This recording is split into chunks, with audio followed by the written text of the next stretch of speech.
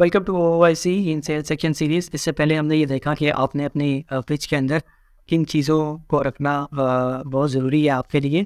इस वीडियो में हम ये देखेंगे कि आपने अपने पोटेंशियल क्लाइंट्स को कैसे टारगेट करना है, कैसे आपको पता चलेगा कि ये आपके पोटेंशियल क्लाइंट्स हैं। तो सबसे पहली चीज़ तो आपको ये चीज़ क्लियर होगी मार अपनी रिसर्च से। आपकी रिसर्च जितनी स्ट्रॉन्ग होगी, आपका वर्किंग जितना ज़्यादा अच्छी होगी, उतना ही ज़्यादा आपके पास उन लोगों का पता चलेगा जो आपके लिए एक पोटेंशियल क्लाइंट हो सकते हैं।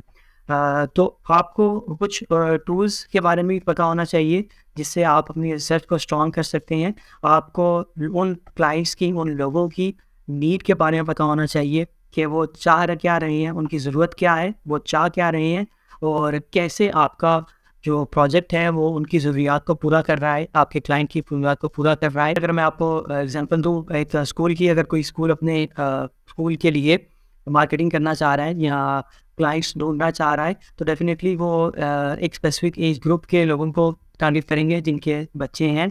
वो एक स्पेसिफ़िक एरिया को टारगेट करेंगे, वो एक स्पेसिफ़िक इनकम के लोगों को टारगेट करेंगे जो उनकी टारगेट ऑडियंस में आते होंगे। इस तरह से आपने देखना है कि आपकी स्पेसिफिक ऑडियंस की एज लिमिट क्या है, उनका टारगेट एरिया क्या है, किस एरिया के लोग ज़्यादा इंटरेस्टेड हैं आपके प्रोजेक्ट में, उनकी इनकम स्ट्रीम क्या है, वो जॉब पर्सन्स हैं या बिजनेस ओनर्स हैं।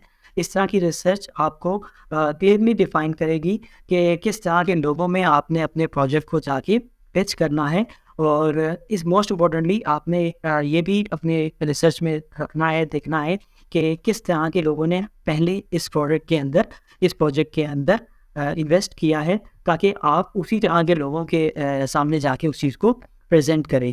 और अगर आप किसी ब्रोकर की असिस्टेंस ले रहे हैं, किसी थर्ड पार्टी किसी डीलर से मदद ले रहे हैं, तो आप उसके साथ डिस्कशन करेंगे कि आपके पास जो इस तरह के क्लाइंट्स आते हैं वो कहाँ से आते हैं, और वो आपको पूरी फुल डिटेल बताएंगे कि ये किस एज ग्रुप के लोग हैं और आपको कैसे असिस्ट कर सकते हैं इस प्रोजेक्ट में।